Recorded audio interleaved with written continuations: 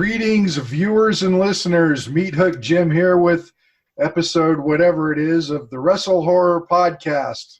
And this time around, we're going to do a wrap-up of the New Ohio Wrestling Show at the Ohio State Fair.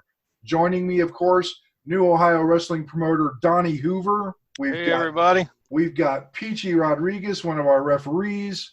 How you guys doing?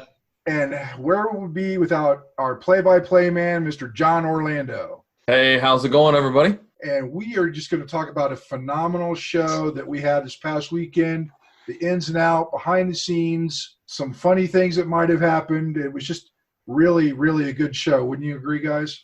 Oh, 100%. Yeah. Like I say, we're just going to chat about the weekend and just have some fun with it. Just a little off the grid of what we're normally doing on here.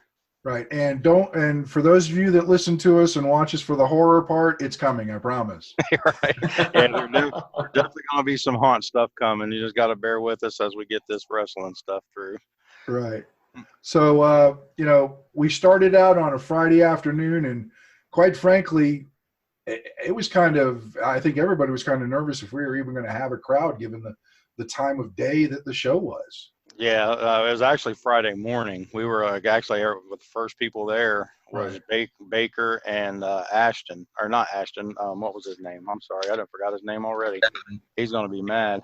I don't know. What was it? Oh, Devlin. I'm sorry, Devlin. He's a new student. I only met him once. So yeah, Baker and Devlin was the first ones there.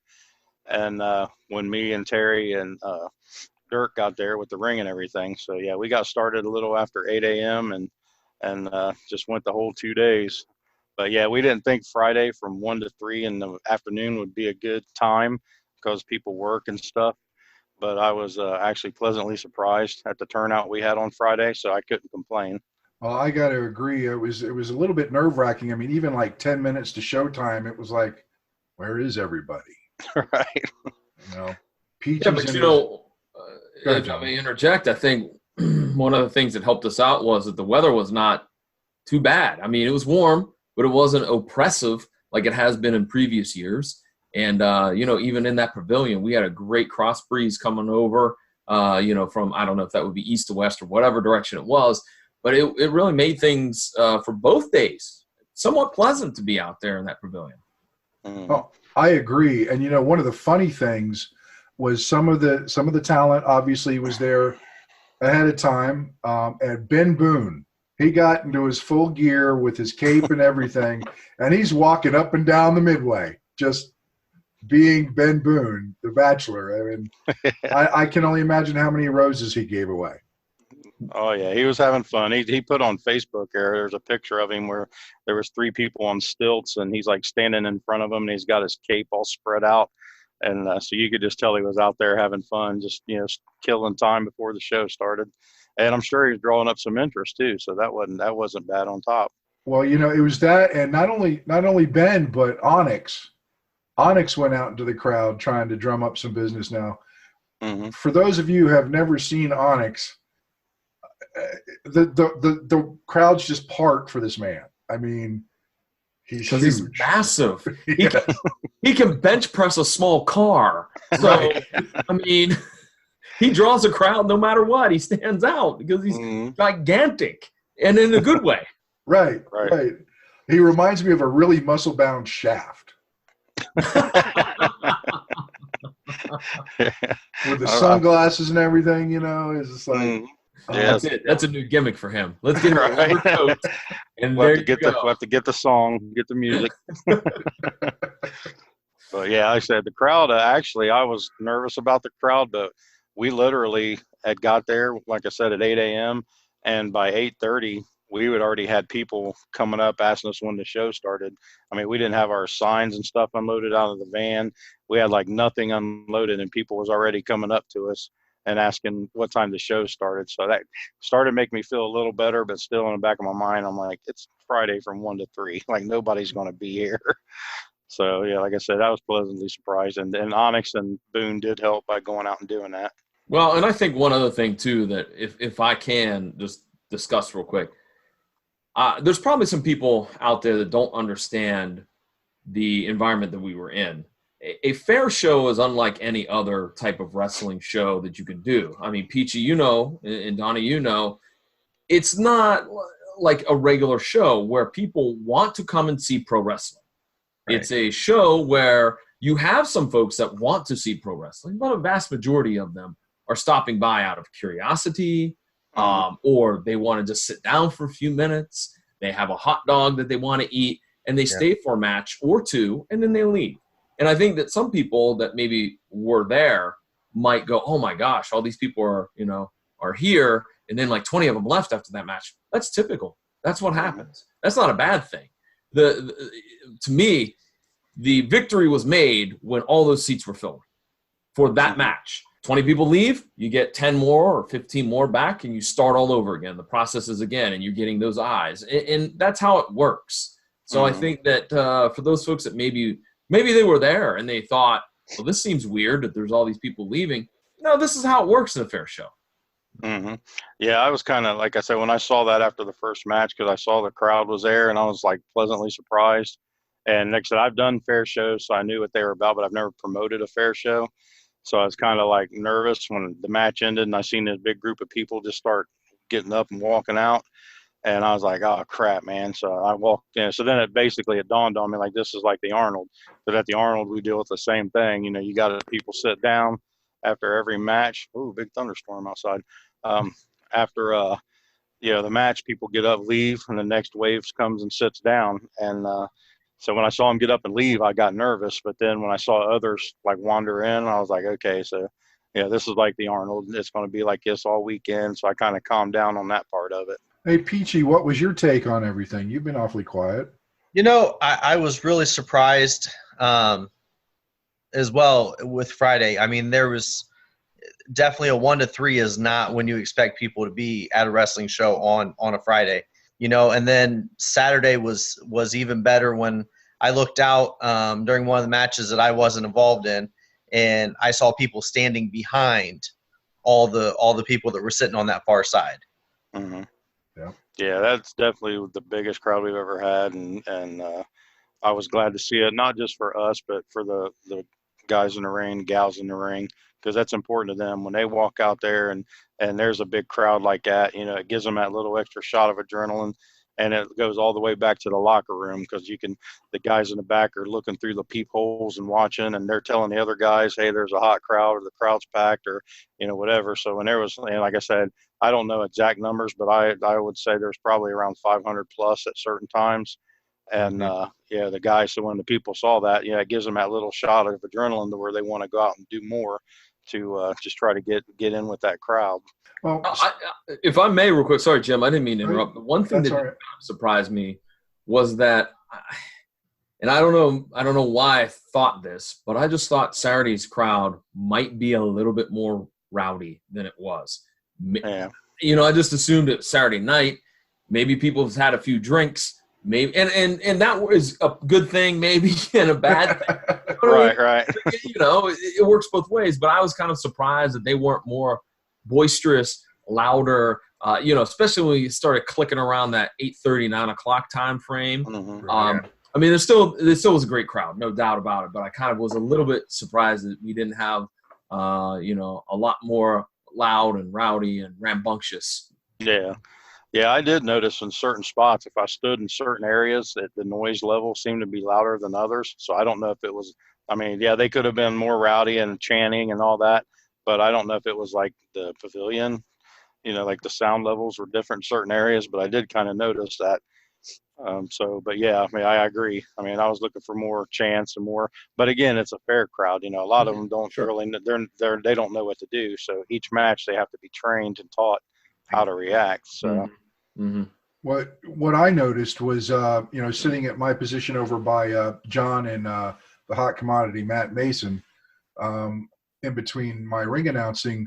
Yeah, okay, the crowd was a little cool at times, but when there was a big spot, the crowd popped, and they popped hard. Mm-hmm. Mm-hmm. Which is great. That's the guys did what they did, and they accomplished what they want. They got the pop.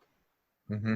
But, it was a little cool, but the pops were there when they needed to be. And, of course, with the Black Superman Onyx, that was just a constant pop.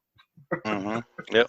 Yeah, he's always great with crowds, great with kids, and that's probably the main thing I like about him is he's so good with kids and with fans and stuff, and that's why Terry suggested after his match on Saturday that he go out and get the kids in the ring and take pictures and then take pictures with people outside because that's kind of like his specialty. That's what he does. He goes out and he mingles with the kids and the fans and they just love it. And they like even Lee from the Arnold came out and joined us and had their own booth. And even she was, getting into him when he was there. She was asking like when her champion, because he's the Arnold Sports World Kids and Teens Expo champion.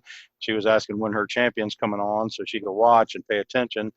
And, so yes, like I said, that's just what he does. He gets people involved and gets their heart and gets them like emotionally invested into what's going on. Well, can we talk for a minute about some of the new faces that we saw over the weekend? Absolutely, yeah, let's.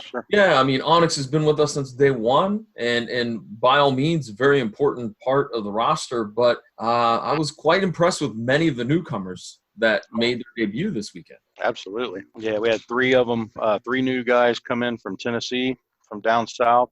We had a new woman come in, Katie Arquette, and I thought she did fantastic.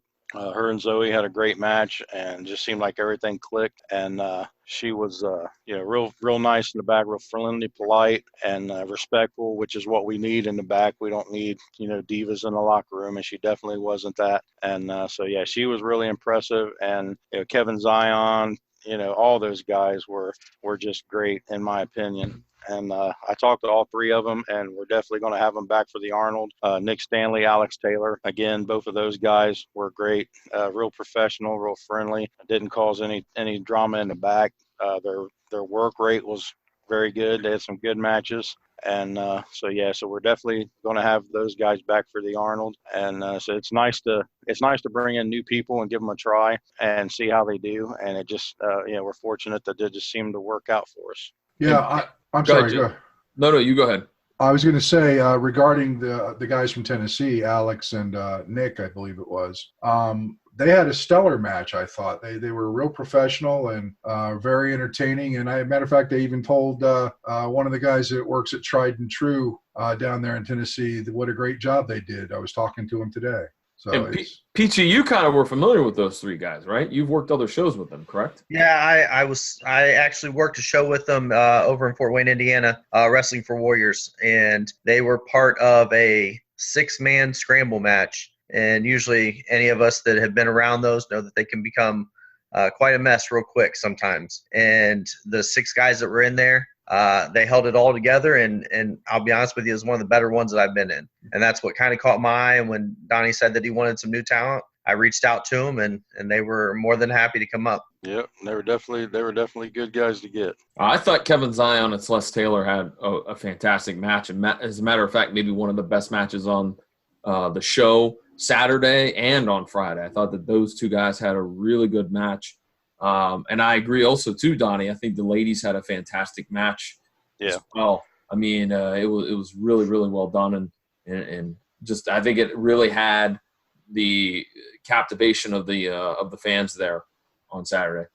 Oh yeah, and they took it outside, and the fans always like it when the women go on the outside and stuff, but it's a different perspective. I mean, we have tons of men that get on there and wrestle and fight on the outside, but when you see the women go out on the outside, it just the fans kind of get into it a little more. And they did great. And Zoe's always on point. She's I don't think I've ever seen her have a bad day here in a long time. So I was pleasantly pleased. And one other maybe we should mention too, because he was kind of a last minute addition to the show, was Chris Moore, who I thought held his own with Onyx, and there's not too many men in the sport of pro wrestling that can say they can hold their own with Onyx. Oh yeah, absolutely. Yeah, that was another person that Peachy had mentioned and reached out to. We had, like I said, a few cancellations on this event, a lot of injuries and surgeries and stuff going around. It seemed like. Like I said, Peachy stepped up and got the spots filled for us. And this show here, I honestly say, I didn't have one single issue with any other wrestlers or referees or anybody. Like, everybody was professional, everybody was having fun, everybody was respectful, everybody went out there and worked hard. Guys stepped up when we needed, some extra matches added in to keep with times. Guys stepped up and put together their own matches. Yes, I mean, this was the roster we had Friday and Saturday is probably the best one we've had to date, I think. I'll mention one last name too is Eli McFly. He's been around for quite a few years, and he kind of gets more booked in Indiana than anywhere. And I said, why don't we try him out too? He's local, and he came out and definitely got the Ohio State fans going. I even asked him. I was like, "You live in?" I even asked him. I was like, "You live in Columbus, and you've never reached out to us. Why?" And that just baffled me. And he told me why and stuff, or why he didn't have because of his schedule and all that he has. Yeah. And so that's another one, and I'm glad you mentioned his name. Another one that we said that we would bring back for the Arnold. So so the Arnold spots are already starting to fill up. It's like, I got to say, one of the more entertaining is too simple a term. Jake Ely. Mm-hmm. He makes me laugh. Oh yeah. Yeah, he's becoming Terry's favorite. She's starting to really like his character. She said he's coming out of the shell now, and she's starting to like him. Yeah, as Hot Commodity Matt Mason likes to say, Jake Ely's kind of got that Brian Pillman-like feel to him or vibe to him. Right. A little bit, and he certainly is coming into his own as well. Yeah, I could see a little bit of the loose cannon in him. Mm-hmm. Mm-hmm. Yeah, most definitely. But overall, I don't know. Peachy, what did you think were some of the better matches that you were involved with or that you witnessed over the weekend? I think that, Jim mentioned Nick Stanley and Alex Taylor earlier. I think that it's a different style than what Columbus is used to, so it was something more than just the norm. I hate to say it like that, but, it gave the fans a little something different to chew on, and I think they thoroughly enjoyed it. They were behind Alex, and and they definitely did not like Nick Stanley coming out acting like he was God's gift to women and all this stuff. And it just, I think it was really good. I think that everything was spot on, and I think it got what we wanted out of it. Mm-hmm. Any other ones, man? There's so many. Everything flowed really good. Both days, Friday and Saturday, I think everything, but, another one, Matt Taylor and Robbie Starr on Saturday. I think that was, definitely the highlight of the night was Robbie winning the title. Mm-hmm. Yeah, that was definitely the New Ohio Wrestling title sequence of exchanges was definitely something that people was talking about. If I could step in for a minute, Donnie, we're gonna have to take a short break and restart this. But stay tuned because we got a lot more to talk about from New Ohio Wrestling at the Ohio State Fair. Let's all go to the lobby. Let's all go to the lobby. Let's all go to the lobby to get ourselves a treat. Delicious things to eat. The popcorn can't be beat. The sparkling drinks are just dandy. The chocolate bars and the candy. So let's all go to the lobby to get ourselves a treat. Let's all go to the lobby to get ourselves a treat. Okay, and now we're back from the break. Everybody had to go get a beer, get a smoke. Wait a minute, smokers are jokers, Jim. What are you doing? I agree 100%. But we're back to talk about now at the Ohio State Fair. And guys, why don't we talk about a couple of the matches? We don't want to go through. There's a lot of matches, so we're not going to go through all 14 matches. But let's talk about a couple of the highlights and things that went on during the Ohio State Fair. Well, I'll go first real quick because I think that one of the matches that, and Peachy, you alluded to this, when you get multi-person matches, sometimes they do become a mess. And, mm-hmm. I think, Donnie, we can be honest that we had planned to do a battle royal on Friday, and that didn't work out because some people didn't show up for various different reasons. Yep. And so we, at the last minute, threw together a three-way dance that was really much better than anticipated, in all honesty. Yeah, in all honesty, you look at, here are 3 young guys. They got thrown into this literally at the last minute. Mm-hmm. This is the recipe for a train wreck. And it was an actually very good, entertaining match. And hats off to all 3 of those guys. Yeah, I definitely agree. Baker, Ashton, Day, and Devlin, Kassidy. And I will be honest, when the idea was brought up to me, my first instinct was like, no way. And I was nervous. Not that I didn't have faith in them. I just, like you said, 3-ways can turn into a train wreck real quick with the younger guys. And then so I literally went to Baker and I was like, have you ever done a 3-way before? And he said, yeah, but not many. And I said, well, do you know like some of the stories that go along with telling a story of a 3-way? And he didn't seem like too confident. So I just said, well, go to Peachy. I said, get the other 2 guys, go to Peachy. Peachy will put it together for you. And then I think you guys will be good. And so I will admit I was nervous when it started, but I was definitely pleasantly surprised. It actually was way better than I was expecting it to be. I didn't see any confusion. I didn't see any like missed spots that were real noticeable.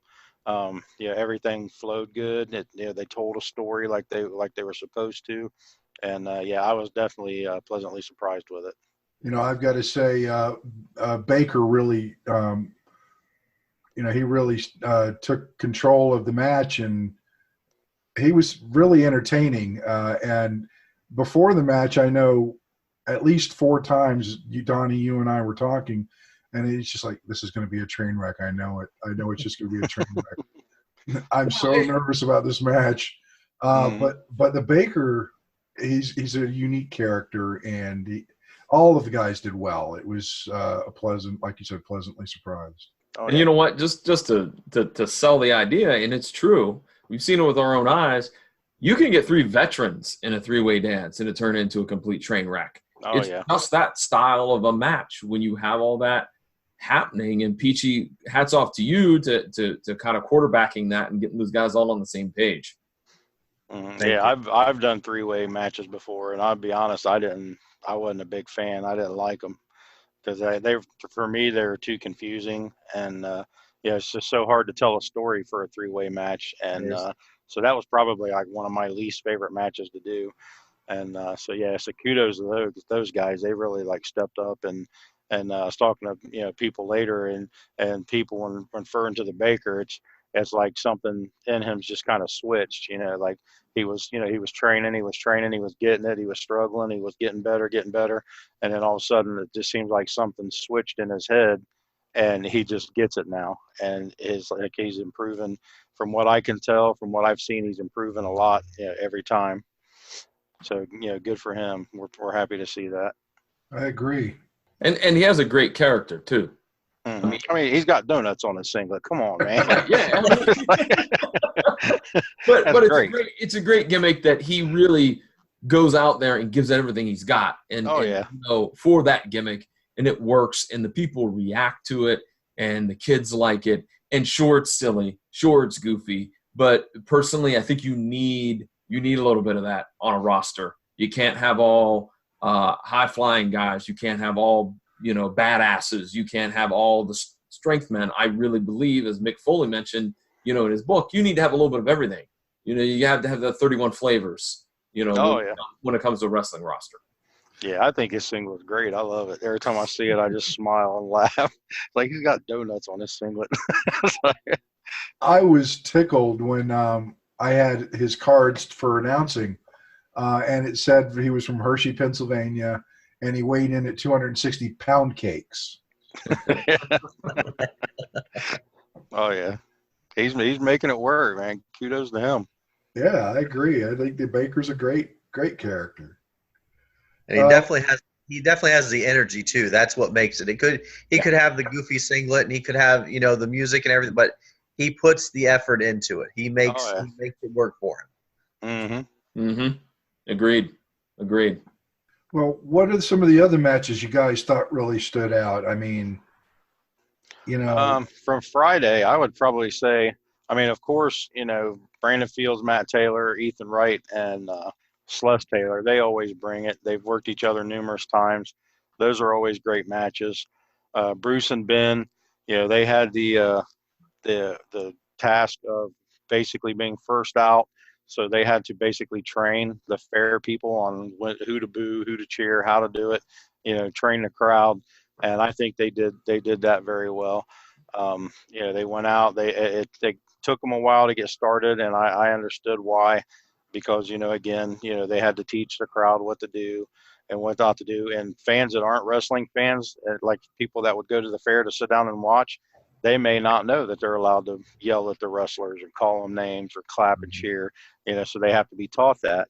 And to me, that's what I was thinking Bruce and Ben were out there doing, training the crowd, getting them ready for the rest of the day. And I think they did a good job with that. And, Avery and Onyx, that's always a good one. Avery's, he can work with pretty much anybody, same as Onyx. And I thought that went over well. But, obviously the main thing that stood out was Taylor finally beating Fields for the title. And to the joy of, seemed like everybody on the internet that night, we were getting a lot of feedback congratulating him and all that. So that was good to see that it actually got that big of a response. Well, as a matter of fact, Matt stood there probably about a good 10, 15 minutes taking pictures with fans, which, the kids just really loved it. And Matt's a hometown favorite, so I saw John doing strange things. No, I accidentally clicked a button and you all disappeared, and I'm like, what? I seen him freak out. I was like, what is he doing? Sorry.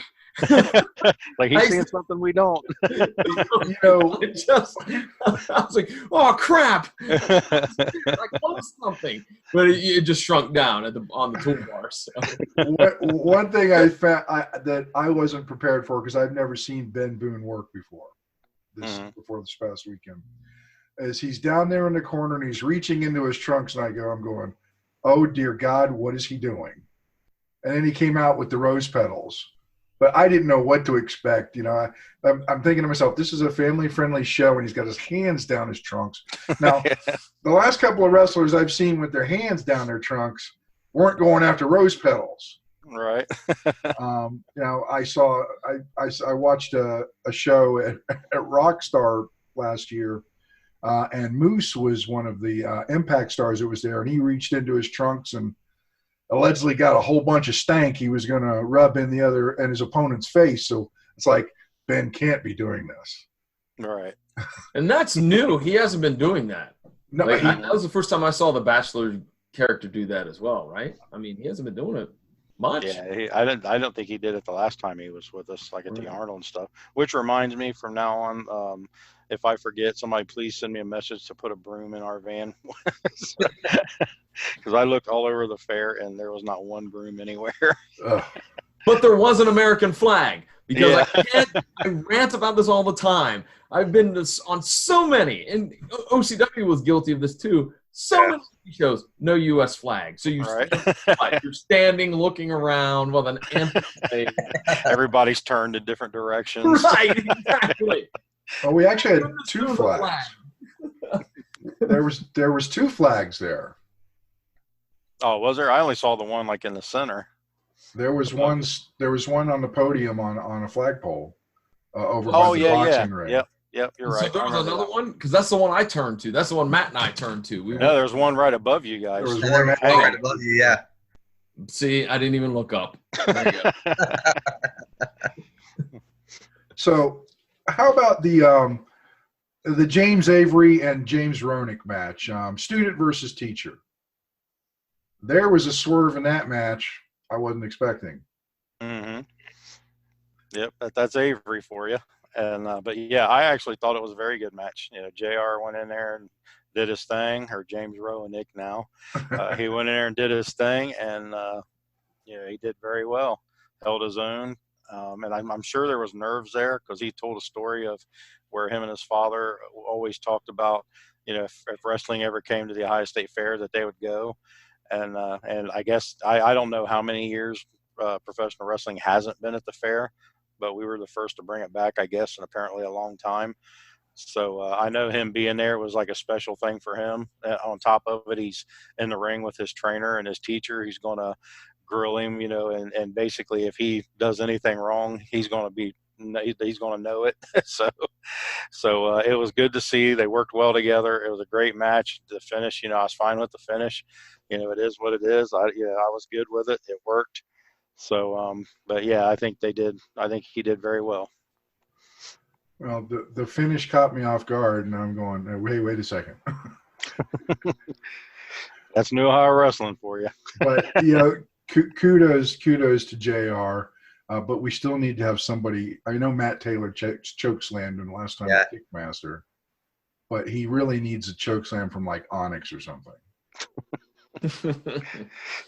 Oh, I want to throw it out there. I think wasn't it 2007 was the last time wrestling was at OSU Fair? I honestly don't know. 2010. 2010? Popped up on the first. It was an NWA show that I was actually at. Oh, okay. So 8 years ago. Okay. So that was the or 9 years ago. Scott Steiner, Abyss was there. Is that it, Peachy? Okay, so it's 2010. Okay. Yep. All right. I And thought it was later. Your partner in crime was on that show too. Oh, my partner in crime, yes, the hot commodity Matt Mason. Yep. Man. You know what? Can I just take a minute to put him over, if I may? Do it. Go for it. Okay, because I'm being serious. It's really a privilege, and it's so nice to work with Matt because we just got the personality and the chemistry that just clicks. I can't explain it, and I know Matt, much like myself, can be hard on himself. I think he probably might be a little bit miffed at me, but he at times through the weekend was not sure that we were clicking on all cylinders, and we were. And I respect that he wants to go out there and do the very best that he can on color commentary, much like I want to do the very best that I can on play-by-play. But I couldn't have asked for a better partner. So, I mean, it's always fun. I always look forward to it. Matt, if you're listening, you're the best partner, man. I couldn't ask for a better partner, dude. So there you go. Put him over a little bit. Yeah, he's always been like that. Like I said, I've known him we're 22 years now, 21, 22 years. And he was one of my, like when I was wrestling him and Sherman Tank, they were in Roadblock. Those were like my 3 top opponents. And Marcus Dillon, he was mostly my partner though, so I didn't feud with him a whole lot, but I did. But, I wrestled Matt many times, and he would do the same thing in the ring. We could go out and have a great match, make no mistakes, have the crowd hot, do everything we were supposed to do, and he'd walk through the curtain. Oh, man, that was shit. I sucked. I was total crap. And I'm like, dude, you did fine. It was great, Yeah. So, I mean, he's always been like that, and that's probably what makes him as good as he is, and the things he does is he's hard on himself and he pushes himself. Mm-hmm. So that's not necessarily a bad quality. No, and I'm guilty of doing it too, so I can totally understand where his head's at. But Matt, you killed it this weekend. Don't worry about it, man. Mm-hmm. Well, let's, we'd be remiss if we didn't talk about really somebody that was there that did triple duty in Pat the Bruiser. I'm not sure about that. Well, we're sure about it because we were there. We're sure about that. I don't know why I don't know why she started talking. I don't know why she's trying to talk crap for. I try not to spit water out. You better recognize. But Pat really stepped up, and again, that was more of where we were running short on time on matches, and because Saturday night we had to do 4 hours, and I had booked 11 matches thinking we would be close, and we were still going to run short and end early, and so he just stepped right up. Him and Sless went out and had him a match, and then they came up to me with a 6-man idea. I don't remember who it was that first approached me, but there's many of them. And he turned around and did Warhorse, Jake Ely, and the winners. They brought out a 6-man, which they always like to do that kind of stuff for fun. They do it at the Arnold too. And I used to do the same thing. If I could get some, match and there was some people I liked, to get in there and have fun, I'd do it. But yeah, Pat the Bruiser, he worked his butt off. A lot of them did. Crosshairs. He went out and had multiple matches. They all worked their butts off. No, But I'm yeah, not. Pat, yeah. I'm not selling anybody short by Right, any right. stretch. Yeah, but Pat, he pulled, like you said, he pulled triple duty that night, and he probably would have won again if we'd asked him. He's just one of those type of people. Another match that I don't know quite what to say about it, but Warhorse versus the Black and Blue Crew. Mm-hmm. Yeah, well, that match was. I was looking forward to it. I was expecting an all-out street fight out in the crowd, all over the place, and they ended up keeping it in the ring, which was fine. But yeah, that was a lot of beef in the ring at one time. But Cyrus Poe, you can't unsee that. And all I saw in my head was Bastion Booger.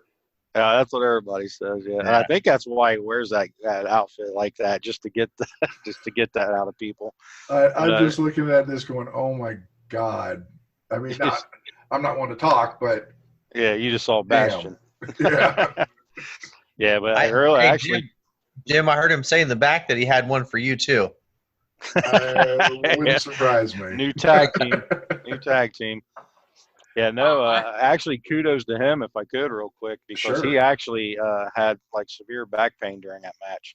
Wow. He's got something going on with his back, and I could tell something was wrong just by watching him walk to the ring.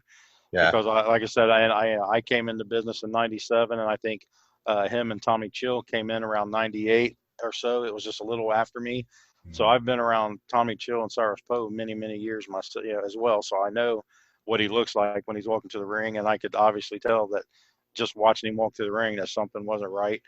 And so even though his back was hurting him and he probably shouldn't have been out there, he didn't not do it. He went out there and just manned up and toughed through it like he always does.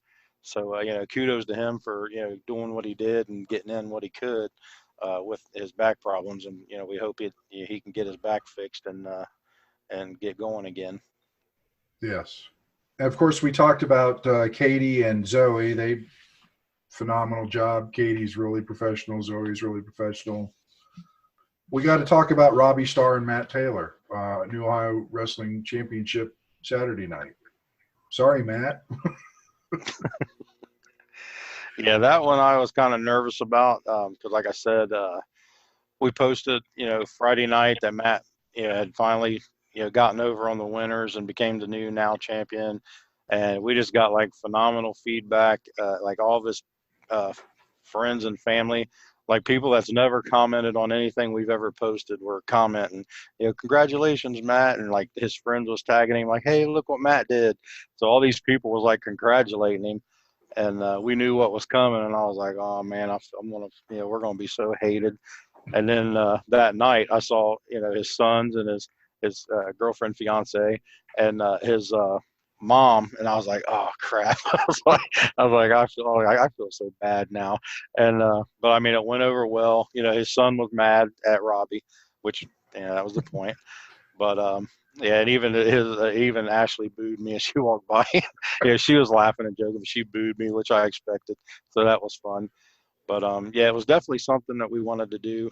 I mean, there's a method to the madness, obviously, and but yeah, we wanted to. It was our first time at the fair, and where we had the fair people watching us, we had the Arnold people there watching us, so we wanted to do something special for the weekend to just kind of, make it feel like it was a big event, like a big match event.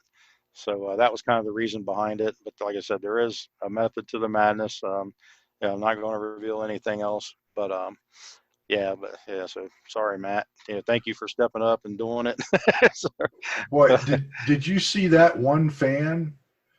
Oh, he was indignant. The guy in the red shirt. Yes. Yeah. Oh man. Yeah, he come over to John and Matt there and was like complaining to them, I think. Oh, that dude. Yeah. No, he cheated. Yeah. Well, and then there was another gentleman, and I felt horrible about it, who in a middle, and I don't remember what match it was, but in a middle match, come over and started trying to talk to me, and I literally did the like finger in his face because I was trying to keep things going, and then he disappeared. Because I was in between matches going to go and apologize and go, I'm very sorry. I was rude to you. I didn't mean to be. But in the midst of calling this match, I can't stop and talk to you, and I couldn't even say, hey, I'll talk to you later. Like, the match was going. The dude disappeared. So I don't know if that guy ever hears this or sees this. Sorry. I wasn't trying to be rude or trying to be a jerk. But in the process of trying to keep things going and whatnot, I had to kind of cut him off. Yeah, sometimes, like I said, sometimes fans don't get it, and they do that stuff. Just like Dirk, he said there was a fan that kept getting closer and closer and closer to the ring as like the matches and time went on, and he was having trouble getting around him with the camera. So he said he literally just like put his hand out and just like pushed him back. It was like, man, you got to back up, dude. Sometimes you just got to do that, Mm-hmm. And then, maybe I say maybe we get you a sign that says, I'm on live. I'll talk to you in a second. And when they come up, you just like hold it up. like they do for Saturday Night Live. They have the live like red light that turns on the desk. Yeah, right. There you go. Can anybody think of any really funny stories other than what we've already talked about? So much went on this weekend. It was such a great weekend, but things happened behind the scenes. There's laughs to be had. I personally, me being I'm still considering myself the new guy here. I've been with you guys for a year. I've announced a couple of dozen matches between this and the Arnold. Still getting used to how the wrestlers are. And when I announced the Avery JR match, Avery did his shtick where he falls off the ring rope. And on Friday, I saw him do it several times, and I felt like I got ahead of myself and started to introduce JR. And I heard Avery go, no, never mind. So I personally thought I had done something wrong. That's just Avery. Yeah. So here I am. I'm like, geez, now he's going to be mad. I'm sitting there for half the night until I could catch up to him. I was like, he's mad at me for stepping over his gimmick, yada, yada, yada. And I walked back to him. I said, James, I'm sorry if I stepped on your gimmick. He looked at me and goes, dude, I'm a heel. Yeah. Hey, Jim, at least he didn't take your jacket from the back and wear it to the ring as his own, as he did to me one time. So, yeah. But he did tell me, he said, if I'd had a problem, I'd have pulled you to the side and let you know about it. Oh, yeah. He's a great trainer and stuff. So, yeah. And he even actually asked me about you in the back of who you were and your background, and I told him. So, So, he's paying attention. Okay. And I just, I want to do right by the wrestlers. And, if they want to, I've seen wrestlers Queen Amy got in my face the very first time I stepped into a ring. So I just want to be able to do that and be able to play off it just to make the show even better. So it was, I felt bad, but I don't feel bad anymore.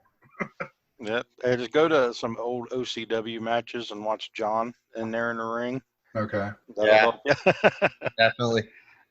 Yeah, because he was their announcer for years, and he did real well. Okay. Thanks. I think that probably Dirk has lots of audio that was hilarious because there were several mess ups that that probably get a chuckle from the fans if they only knew how many intros we had to redo. Which the first one I messed up 3 times in a row, and Matt's just staring at me, and I'm like, "What?" He goes, "If you're messing up now, we're doomed." I'm like, "Shut up! Get it all out! Get it all out of my system now before it counts." So what you're saying is Dirk's going to charge me double for editing? Maybe. It'll be worth it. Yeah. What were some of your moments, Peach? Just the one that really sticks out to me is when Jim was distracting the bell ringer. I was waiting for this. I just it's she's easily distracted, and he knew it, and I think he did it on purpose, but other than that, she held it together pretty good.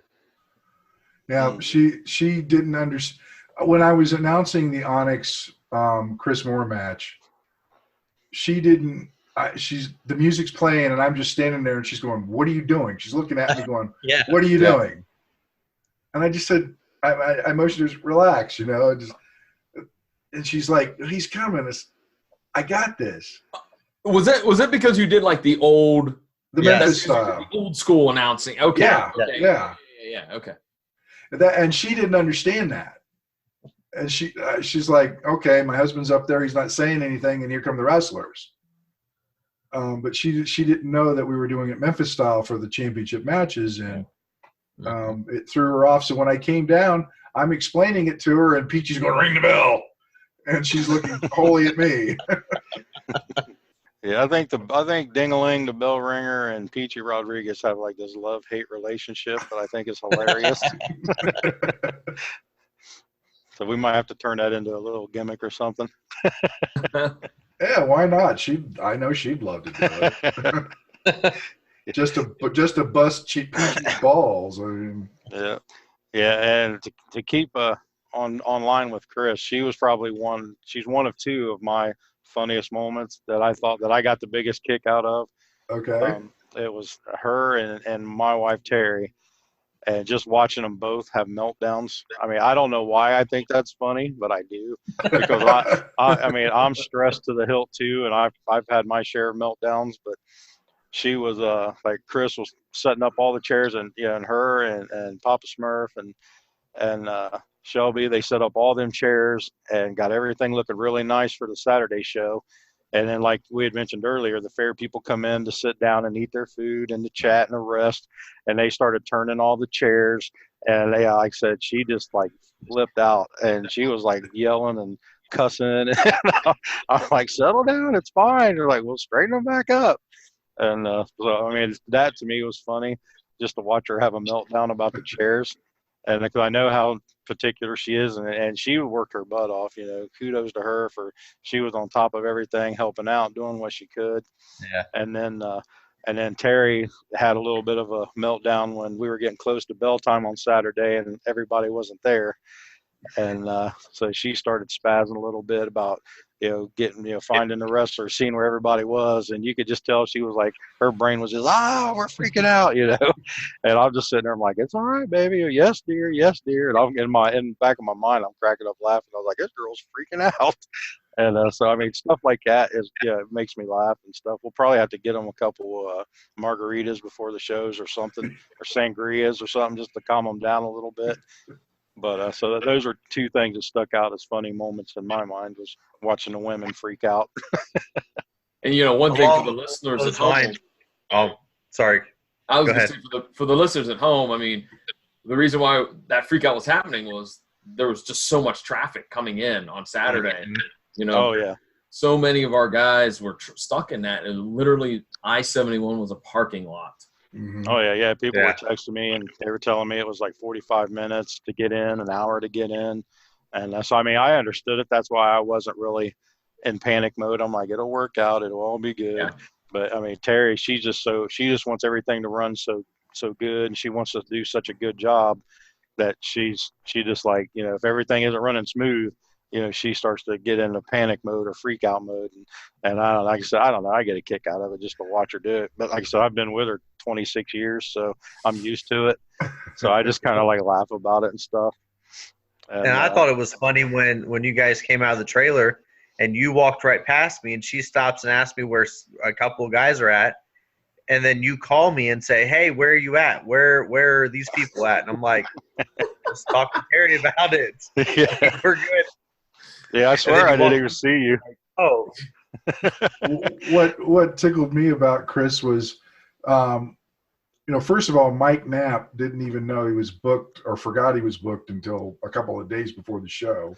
Mm-hmm. For the other ring announcer. And when she found out that he was stuck in traffic, she's all over, you might have to announce the whole show. It's like, okay, if I do, I do. Relax. Oh yeah, I'll get through it. I'll say that's the women though. It's funny to, like I said, it's funny to me to watch that all unfold, and sometimes I'll like poke the bear and I'll just add stuff to it and just to keep her going. But yeah, it's fun. If I want to poke the bear, I just send Peachy after her. Yeah, that's all you gotta do for Chris. Yeah.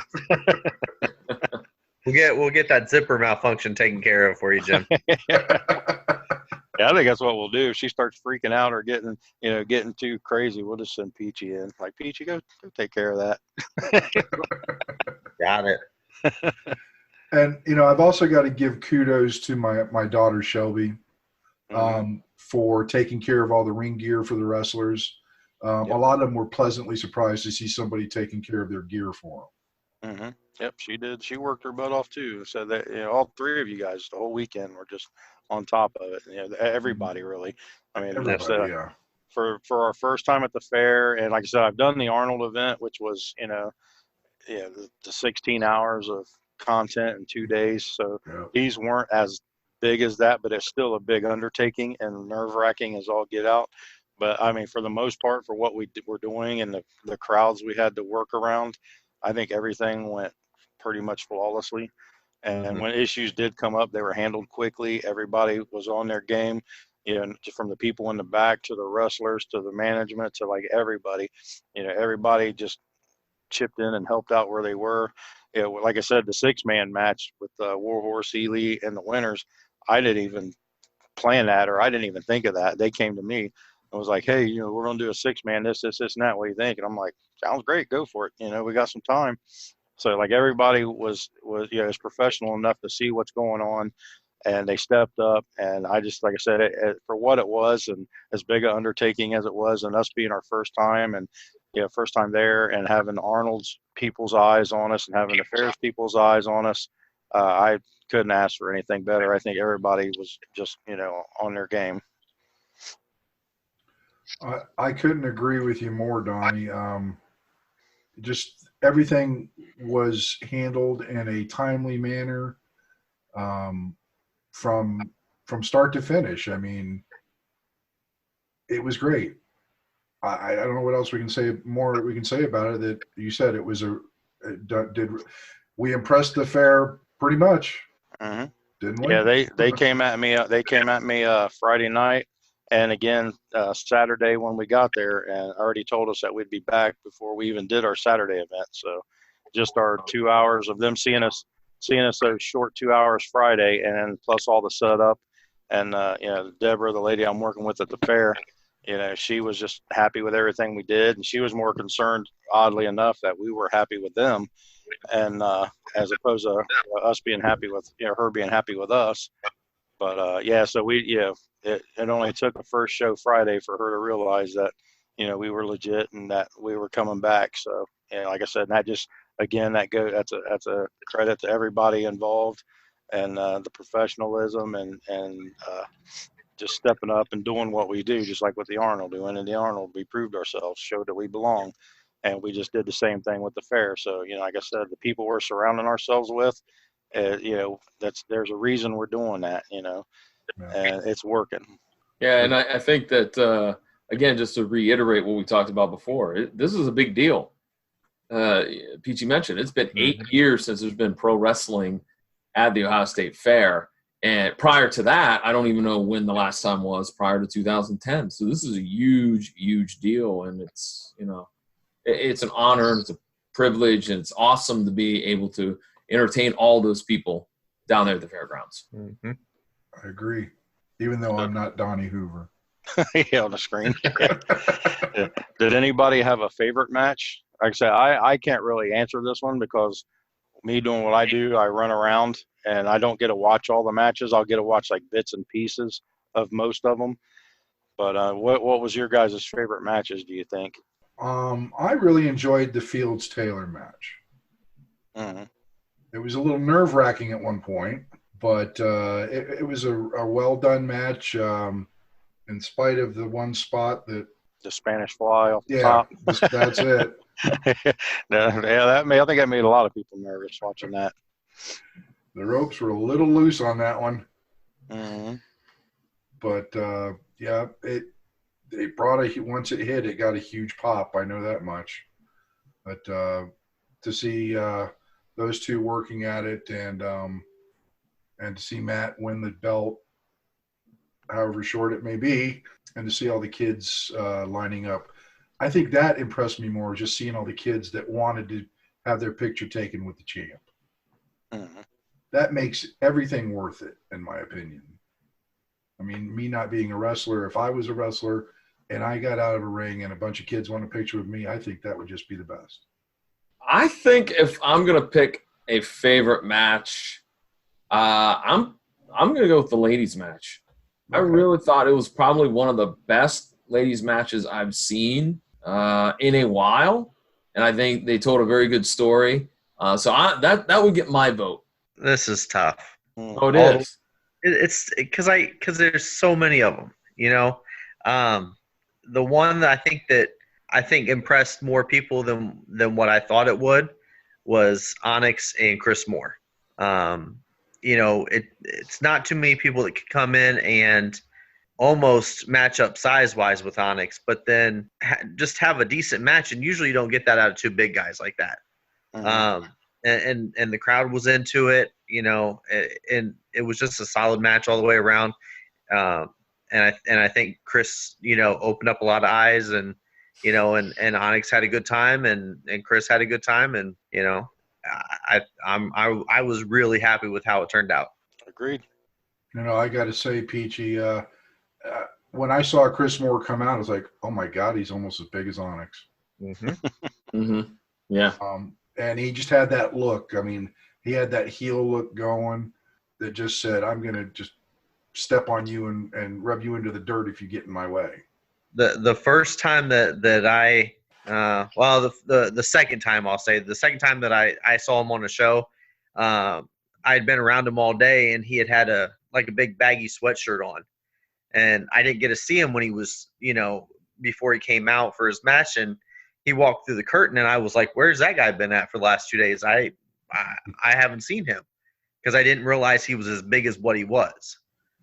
And, you know, and I've told him that multiple times, and it's just, you know, he laughs now, but it's like, it's funny seeing other people see him and go, oh, wow, he's in good shape. You know, he's for being a big guy, he's in good shape, you know? So it's I always find it funny that people are impressed with his size, because they don't see it when he has just his normal street clothes on. Mm-hmm. Anybody else? Yeah, you know, like I said, I really didn't get a chance to sit down and watch a whole match. I just got to see bits and pieces. Just things that stick out to me. Warhorse. I'm becoming a big fan of Warhorse. I think it's a great tag team. I love their new look. They just click well together. And just even watching them walk to the ring is like intimidating and impressive and stuff. The way they do it. And I've heard other people mention that, you know, they're becoming big fans of Warhorse. Yeah. So they stood out. You know, like I said, a lot of things stood out. The three-way dance, like I said, Baker stepped up and impressed me a lot, and I'm glad, because I love the Baker. He's a great dude. Like I said, you know, Sless always does good. I mean, like I said, every match was really good. There wasn't really a bad match that I can point out. But so the Spanish Fly, I seen spots. So like the Spanish Fly stood out because I was nervous as well. And like I said, and a whole lot more I didn't really get to see, because I was running around doing whatever promoters do and putting out fires and whatever. But so that's kind of stuff that stood out to me. But Warhorse is really catching my eye, and I'm really liking them. Yep. Mm-hmm. But I think you summed it up nicely, Donnie. There wasn't a bad match. I mean, every match had its merits. Right. Mm-hmm. And that's, I mean, sometimes that's rare when you in shows like this where you don't have a bad match, or, you know, a botch-filled match, and to have something, both days that were quality matches without any issues is a testament to the talent that was working those days. Mm-hmm. Mm-hmm. Yeah, we figure we did 6 matches on Friday and ended up being 13 on Saturday. So we did 19 matches, and all of them were, you know, pretty quality matches. So, so kudos to all those guys and gals in the ring. You know, they came out and did their thing like they always do, and I couldn't be more proud of them. Agreed. Well, I think we pretty much covered New Ohio Wrestling at the Ohio State Fair 2019. Any closing thoughts before we go off the air, guys? I don't have anything. All right, yeah. Yeah, like I said, the only thing I got is I can announce that we will be back at the fair. The dates that they want us to do, I do not know yet. We only did 2 days this year, but I think they want us to do more next year. So I don't know if we're going to be doing 3 dates or 5. That's what we have to go meet with them about coming up here after a while. But so we will be back at the fair. So, thanks to everybody that was a part of it. We couldn't have made it happen without everybody. And also the Arnold, same thing. Lee from the Arnold was there both days. She's a lady that runs the Kids and Teens Expo that we do at the Brooker Building, and she had a blast. And she kept coming up to me and just smiling and laughing. And she's like, I cannot believe how many people actually get into this stuff. She's like, it still just surprises me how many people really like this stuff. And I was like, I told you, like there's a lot of closet wrestling fans out there. It's like there's more people that like wrestling than you realize. And she's like, I'm starting to see that. So I mean, to go there and to impress the lady that runs the Arnold Kids and Teens Expo, and then also to impress the lady that puts on the events at the fair that we're dealing with, it was great for me. It's something that even if we shut down tomorrow, it's an accomplishment that somebody can't take away from any of us. Yeah. So we can always say we did that no matter what. So, but as of right now, we're going to be back at the Arnold in March. We're going to be back at the fair in July, August, and I'll let everybody know when we find things out. Well, let's also not forget that if anybody listening or watching this episode is interested in seeing other New Ohio wrestling shows, they can check us out on the Fight Network app. That's FITE. And we've got several shows up there and more shows coming. Yep. And actually, I just uploaded now 8, 10, and 11 last night. So we'll have our first, now 1 through 11 minus now 9 will be up there. So so you guys can go back and see any of that, the 2 Arnolds, all the stuff. And as soon as the fair event gets edited and done, that'll be up on Fight TV as well. So check us out on the Fight Network. You can check out New Ohio Wrestling on Facebook, Instagram, Twitter, as well as the WrestleHorror podcast. So in closing, let me just say thank you to Donnie Hoover, John Orlando, Peachy Rodriguez. I'm Meathook Jim. You guys have a great night, and we'll catch you on the next show. See ya. See ya. Thanks for listening. Make sure you follow us on all of our social media outlets. Facebook.com/WrestleHorror, Instagram @WrestleHorror, Twitter @WrestleHorror, on our YouTube channel, the WrestleHorror channel. Also, you can find us at www.WrestleHorror.com.